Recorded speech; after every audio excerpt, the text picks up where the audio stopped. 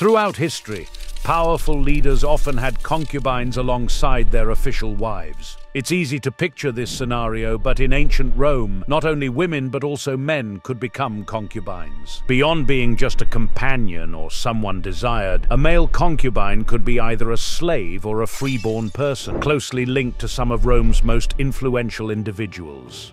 So what was the experience like for a male concubine in ancient Rome? Sexuality in ancient Rome. Marriages in ancient Rome were quite different from how we perceive them today. Back then, marriages were more like business transactions, and it was common for husbands to cheat on their wives. This could be a casual encounter with a prostitute or a more long-term affair, and these affairs often involved women. But it was also common for men to have relationships with other men. The ancient Romans had a different perspective on sex and sexuality compared to our modern views.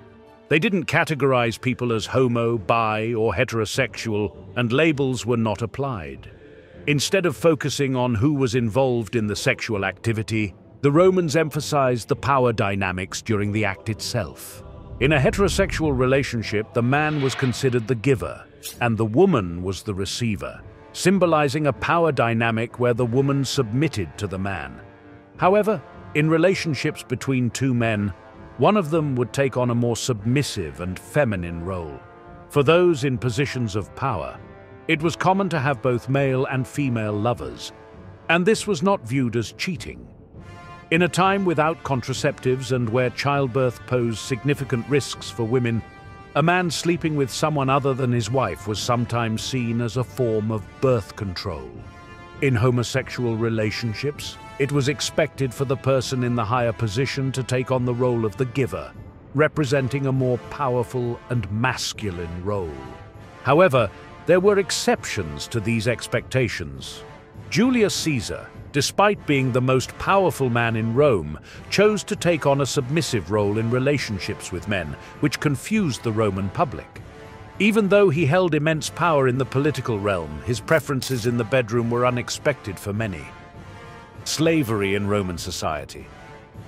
The Roman Empire, known for its power and wealth, was also a society that heavily relied on slavery and sex work.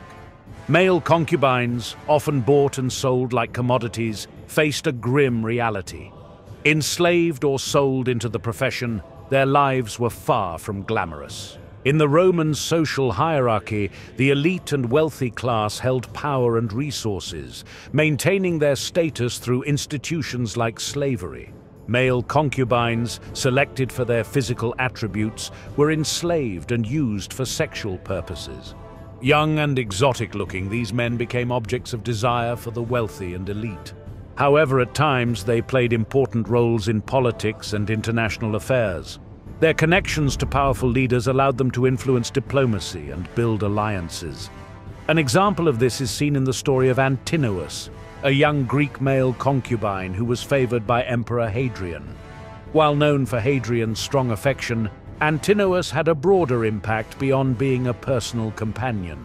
Historical records suggest that Antinous was involved in diplomatic activities, accompanying Hadrian on official visits and participating in important political discussions. But the life for most concubines was rather tragic, marked by physical and sexual abuse. Grim life of male concubines. Confined to small rooms or cages, the lives of male concubines were completely controlled by their owners. The whims of these owners could result in the sale or disposal of male concubines at any time. The impact of male concubinage on Roman society was profound, reflecting the sexual and social norms of the time. While seen as objects of desire that signaled wealth and power, male concubines also suffered from objectification and dehumanization. This practice perpetuated the power imbalance between the elite and the enslaved. In ancient Rome, where power, wealth, and pleasure were highly valued, the practice of male concubinage was integral.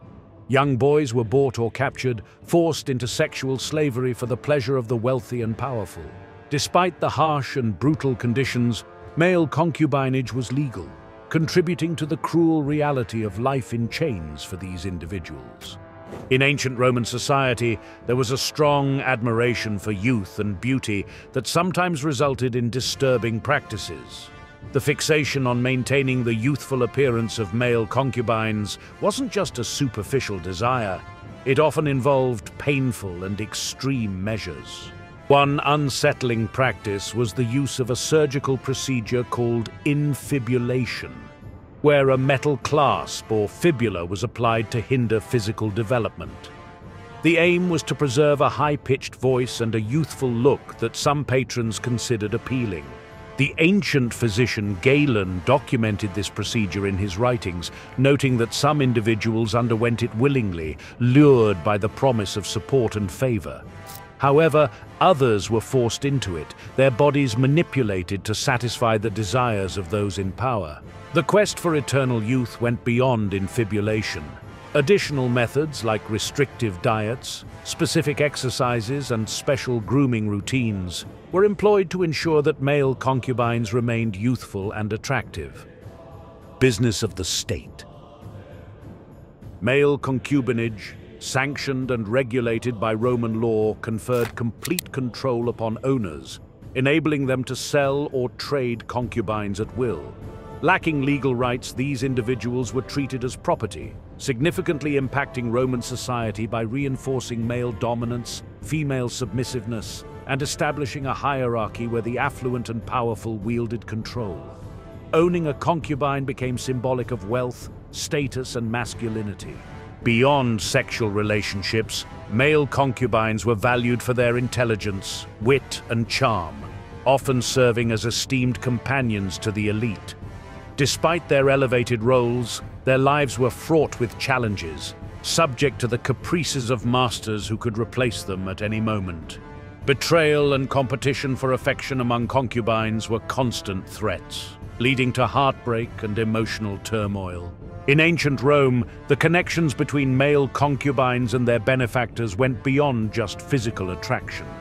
These relationships often had an intellectual aspect, with the benefactor taking on the role of a mentor, imparting knowledge in philosophy, arts, rhetoric, and various fields. This educational aspect wasn't a secondary part of their connection. It held a central place in the cultural ideals of the time.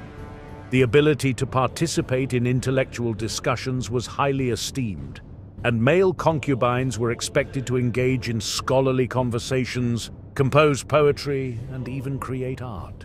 A case in point is the story of the poet Horace, who was discovered by the statesman and literary patron Maecenas. Although their relationship began when Horace was young, Maecenas' guidance played a crucial role in shaping him into one of Rome's most celebrated poets.